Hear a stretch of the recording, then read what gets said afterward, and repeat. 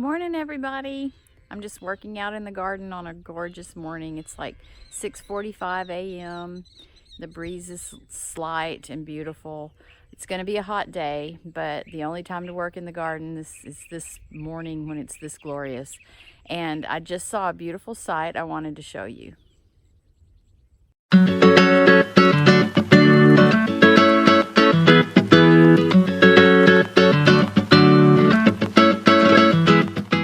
There's my big giant sunflower, and it's got a real bee on it. I mean, I know honeybees are the worker bees, and they go around pollinating everything, but a true Hymenoptera, a true bumblebee, right there on my giant sunflower. So awesome. I am enjoying my cinnamon basil so much. It just smells lovely, and the flowers are so pretty. They just add this beautiful round moundness to the front part of my beds here. I have a couple on that side and 3 on the other side I just showed you. And I'm finally getting some color from my calendulas. It took me forever to grow these. I started them a little late. That's the story of this year's garden. I'm pretty sure I say the word late every time I talk to you guys, but the first batch got all eaten up by worms and bugs. Very buggy year we're having. Finally, though, I got this batch to grow, and they're opening up and beautiful and just so fuzzy and soft. They do make really good dried flowers, so once I get a good showing there, I'll probably pick them and hang them upside down and let them dry. But for now, I just want to enjoy that I've got that color right there in the garden, and I'd like to see them get a little fuller. Also had some over here. I had to move, I had that one on the end like the other one, but I had to move it out to where it got a little more sun because the cinnamon basil just really took over. And then as far as other flowers go, I've got the balloon flowers that are still doing well. They haven't gotten real big, so I don't know if that's just my soil or, you know, the placement of them. I kind of thought they would mound a little bigger, but I'm still enjoying the color and the flowers and this absolutely delightful zinnia that I have going on here, just a dwarf zinnia. And then the chamomile, all around it is some chamomile that I transplanted. It hasn't started flowering yet. It, you know, went into transplant shock and all when I moved it. But I just had it too thick down there on the end where the chamomile was, so I moved it to here. Got some great petunias going on back there. That's just the darkest purple and really pretty. Kajari melons are coming along. They're halfway up the trellis. So I'm pretty sure what I've learned from this planting this year is that next year I will put the other half on the other side and let it climb up. I don't know why I thought eggplants on the trellis were a good idea. They don't need the trellis at all. They're not by any means a vine. I honestly don't know what I was thinking, but the eggplants are doing well, and let me show you one of them. This is a globe type eggplant. Oh, it's so pretty. I think it's really not too far from being ready. It's not as hard as it used to be. I'm going to give it a little longer, but there's probably 3 or 4 on there. I've got about 5 plants. Wasn't going for any kind of world record in how many I was growing this year. Just really wanted to get some through and give this variety a try. I had never done this one before. And I'd have to look at my seed packet to tell you exactly what the name of the variety is. It was definitely a Baker Creek variety.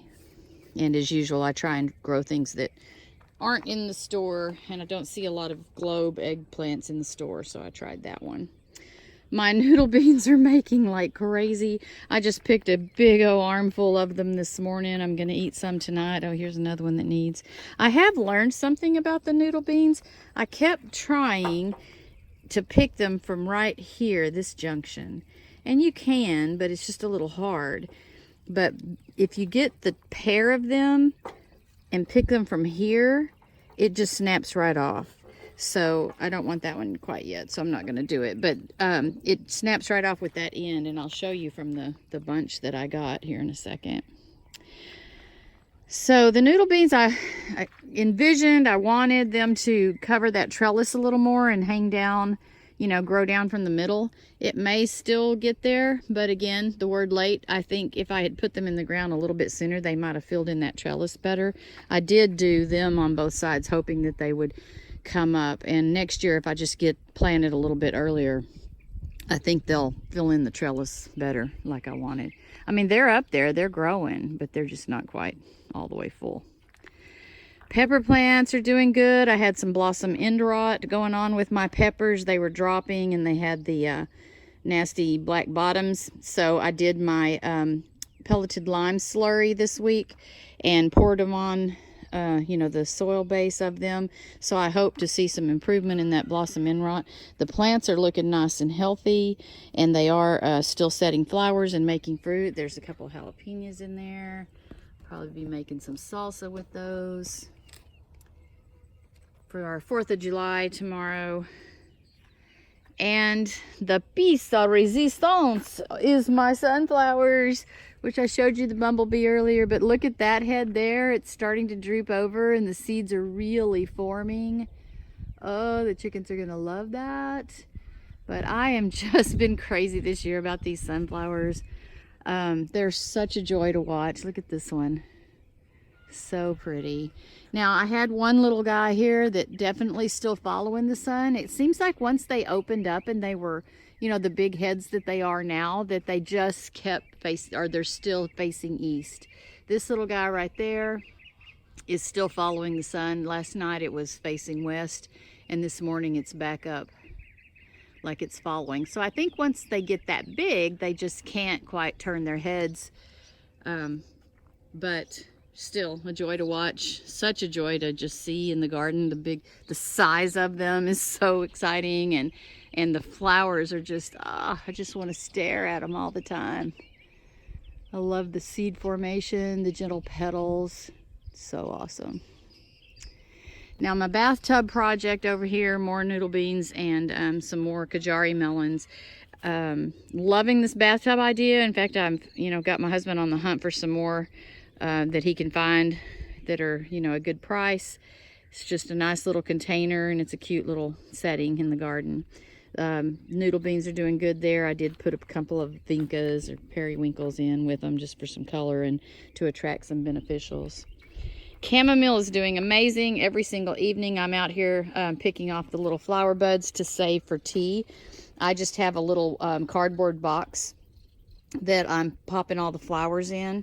I drank my first cup of chamomile tea of my own growing 2 nights ago, and it was just amazing. I'd never done it from just fresh flowers before, so I enjoyed the flavor very, very much. But I do, you know, want to just keep popping off the tops and saving them. And all I do, I want them to be open like this when I pop them off. So just to show y'all, I'm going to go ahead and pop this one. I just run my fingers up the stem and pop it. And then I put it in that little cardboard box out of the light, and they'll dry naturally that way, and I'll have chamomile tea throughout the winter. There's some more across over there you can see, and this is where I planted them just oh so thick, and then started separating them out into other parts of the garden so they could, you know, be their own plant and be the best chamomile life they could be. More peppers over here again. So had some blossom end rot on these, just got through slurrying them, and I expect the production to, you know, be better now. They've been really good. That's a habanero and a ghost pepper plant. My purple Russians are doing amazing. They've reached the top of the trellis that really needed to be taller, but I'm doing some deep watering on them right now, and just did a little more vine control. I had to tie some more up. So here's what happens to a tomato plant when it loses its leader. I was trying to make it go on the inside of this trellis, and it popped right off, and I was like, darn. It should make a new leader soon, but because it doesn't have the tall, you know, leader going up, all the leaves just thickened up. It started sending out leaves more than normal on the branches, just trying to feed that trunk. So I'm keeping it. I'm not pulling it up yet, just to see if I can still salvage. It also has some tomatoes on it. Before it lost its leader, it had actually made a nice string of tomatoes here. Isn't that a beautiful shape? I'm enjoying these. I can't wait to try them. But yeah, tomato that lost its lead vine going up can survive. It'll make a new, leader soon. But for now, it's just in survival mode because it lost its leader. And over here, I have what I've been calling the last couple of days my blushing Russian. I've got a blushing Russian. So one of my Russians is finally starting to turn a little bit. It's just slight hint. And so I'm getting a little bit closer to trying what these are like. If y'all remember, these were my free seeds from Baker Creek. When you order seeds, they usually send you a little free seed packet in there. And I think I got a couple of packets this year of purple Russian tomatoes and grew them from seed. So they're getting their little deep watering today with our rainwater. Just got it on nice and slow, and I'm just moving it down along the way to get each plant watered in really deeply. I transplanted a few zinnias over to here. I was, when I was pruning, I was like, man, I just have a lot of space right here. Let's fill this space in. So I'm going to have some flowers right here under and by the tomatoes. Did put some chamomile, the thinnings, out over here as well. And my succotash teepee is coming along great. It's really healthy looking, and it's filled in that teepee so beautifully. But I haven't seen a single bean on it yet. And because it's my first year to grow succotash, I have no idea what a succotash bean even looks like. It is setting flowers, and they're quite lovely. Again, orchid-like. The petals are tiny and delicate, and they unfold in orchid fashion in a very pale lavender color. But I am just looking every day to see what a succotash bean even grows like or looks like, and I haven't seen it yet. But I'm pretty impressed with the plant and the teepee. I've really enjoyed that. Here's my batch of noodle beans that I picked today. I wanted to show you how I was picking them. Let's see, this one up at that one little spot. And it was really difficult, but when I learned that just that one stalk higher, like the actual stalk that the two beans grow from, they snap off from here so much easier. So right before cooking, of course, I'll snap these beans and get those ends off of there. But that was much easier picking on noodle beans. So if you're growing noodle beans and wondering the best way to pick them, I feel like that one branch that the two grow from is probably the easier picking. Anyway, I got a nice batch today. I'm going to cook those up tonight and do something yummy with them. I found a recipe online for a shrimp dish, and you just break the beans off in about 3 to 4 inch lengths and just saute it, and then some shrimps and bell peppers and some soy sauce and just a shrimp stir fry with these magnificent beans. Well, that quick little garden tour is about all I had for you today. Just wanted to show you around and let you join me on my beautiful morning of gardening. Thank y'all so much for watching. I hope that I am in some way inspiring you to keep a garden going or start one. Please message me with any questions that you may have and comment below. Also, thanks so much for subscribing and for watching. In the meantime, find peace.